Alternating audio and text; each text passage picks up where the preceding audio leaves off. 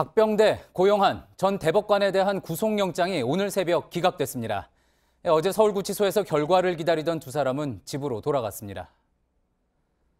재판부의 판단에 경의를 표합니다. 추후에 고생도 많습니다. 네, 두 전직 대법관의 영장이 기각되면서 방탄법원 논란이 다시 거세게 불붙고 있습니다. 시민단체는 법원 앞에 모여 제 식구 감싸기라며 비판의 목소리를 높였고, 검찰 역시 재판의 독립을 훼손한 반헌법적인 중범죄를 밝히는 걸 막는 부당한 결정이라고 반발했습니다.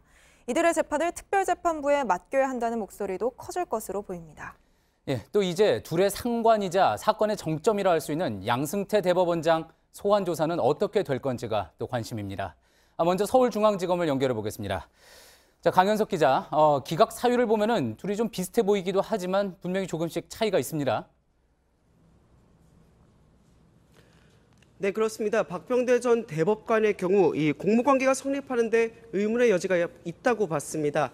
양승태 전 대법원장, 전직 대법관들, 그리고 임종원 전 차장까지 이어지는 이런 수직적 구조 속에서 사법농단 사태가 벌어졌다는 게 검찰의 판단인데요. 박 전 대법관이 임 전 차장과 함께 강제징용 재판을 지연시키려 했다는 등의 혐의 자체에 의문을 제기한 겁니다. 고 전 대법관의 경우 거의 비슷하지만 결이 약간 다릅니다.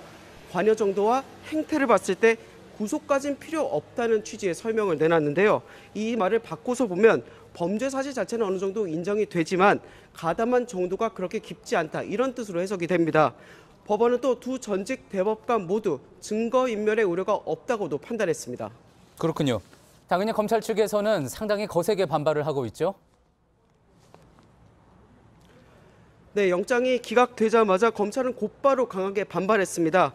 이 사건은 개인 일탈이 아닌 상하 명령에 따른 범죄로 상급자에게 더 큰 형사 책임을 묻는 것이 상식이다, 이렇게 밝혔는데요.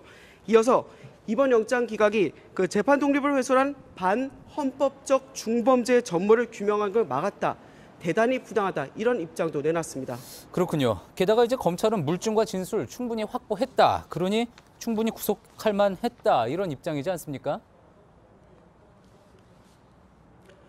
네, 그렇습니다. 구체적으로 당시 대법관의 지시가 있었다는 행정처 심의관들의 증언이 있었고, 또 박 전 대법관 서명이 들어간 문건도 발견됐는데 어떻게 공모관계가 성립하지 않냐는 겁니다.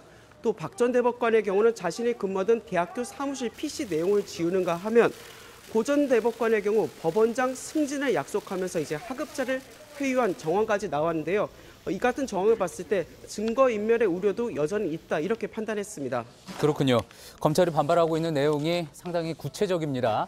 자, 그렇다면 법원 쪽의 반응은 어떻습니까?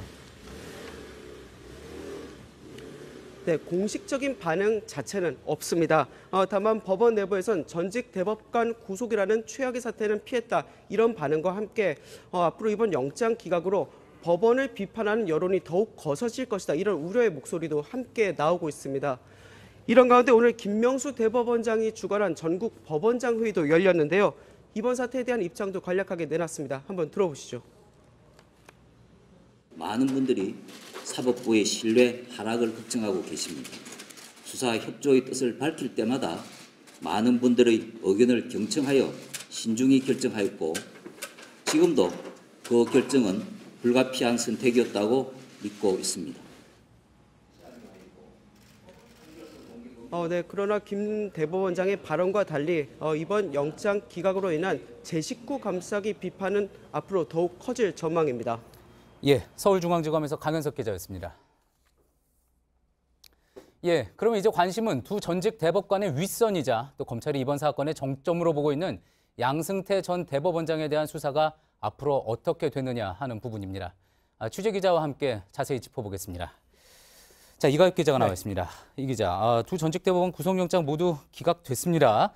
자, 결국 구속이 되지 않았다는 건데, 양 전 대법원장의 앞으로 수사 계획, 구체적으로 좀 어떤 영향이 예상이 됩니까? 네, 이번 사법농단 수사 관련해서 검찰이 주목하는 기본 연결고리가 있습니다. 뒤에 준비된 그래픽을 좀 보시면요.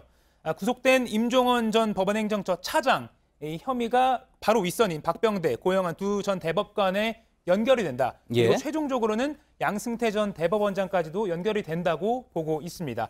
그런데 중간고리인 이 두 전직 대법관의 혐의에 대해서 어제 결과적으로는 영장 실질 심사에서 법원이 검찰 판단에 좀 의문을 제기하는 판단을 내린 셈입니다. 예. 검찰은 일단 양 전 대법원장을 바로 불러 조사하기보다는 두 전직 대법관에 대한 보충 수사에 조금 더 매진할 것으로 보입니다. 보충 수사에 매진을 하게 된다 그러면은 어떻습니까? 양 전 대법원장을 소환하는 검찰이 부르는 시기도 좀 늦어질 수 있다는 건가요? 네, 뭐 이달 중순이다, 이달 말이다, 내년 초다 이렇게 관측은 많이 나왔는데요.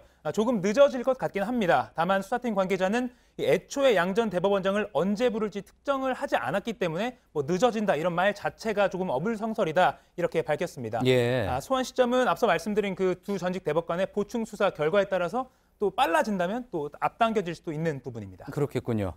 자, 이 부분도 한번 좀 짚어볼까요? 이 두 전 대법관에 대한 영장이 기각됐다고 해서 물론 뭐 이것만으로 해서 검찰 판단에 의문을 제기했다고 해서 뭐 무죄라는 것 전혀 아니고요. 또 윗선인 양승태 전 대법원장을 둘러싼 의혹이 해소됐다. 뭐 이렇게 볼 수는 없는 거죠. 네, 뭐 양승태 전 대법원장에 대한 의혹이 뭐 언론 보도를 통해서도 많이 나왔는데 그 중에 하나를 보시겠습니다. 뒤에 역시 준비된 그래픽을 보시면 검찰은 법원 행정처 인사총괄심의관실을 압수수색해서 문건을 여러 건 확보를 했는데 그 중에 하나입니다. 예. 사법부 지도부와 조금 다른 목소리를 내는 판사들을 무리를 일으킨 법관이다 이렇게 분류를 하고 예. 몇 가지 인사불이익 방안 중에서 한 가지를 보시는 것처럼 V자 체크를 해서 그 법관에게 적용하는 이런 정황이 담긴 문건을 확보를 했습니다. 예. 이 문건들의 표지 결재 칸에는 임종원 전 차장 그리고 박병대 전 처장 그리고 양승태 예. 전 대법원장의 결재까지 서명까지 들어가 있는 것으로 검찰은 파악을 했습니다. 예. 검찰은 또 여러 진술과 정황 등을 볼 때 이렇게 V자 체크를 직접 한 것 그러니까 불이익 방안을 선택한 그 장본인이 바로 양승태 전 대법원장이다. 이렇게 파악을 한 상태입니다. 그렇군요. 자, 그리고 이 부분도 짚어봐야 될 것 같습니다. 최근에 드러난 양 전 대법원장과 김앤장과의 접촉. 자, 이 부분에 대해서도 많은 분들이 또 궁금증을 가지고 있죠. 그렇습니다. 강제징용 소송을 고의로 지연시켰다. 이 의혹과 관련해서 양 전 대법원장이 일본 전범기업 측의 소송을 대리하는 1호범 김앤장 측의 한모 변호사를 한두 번도 아니고 여러 차례 최소 3번 이상 만났다. 이런 정황을 검찰이 확인한 상태입니다. 예. 당시 소송을 늦추기 위해서 박근혜 정부 청와대와 양승태 사법부가 서로 아주 긴밀하게 여러 차례 소통을 하면서 협조한 정황은 이미 구속 상태로 재판에 넘겨진 임종원 전 차장 공소장에도 많이 들어가 있는 상태입니다.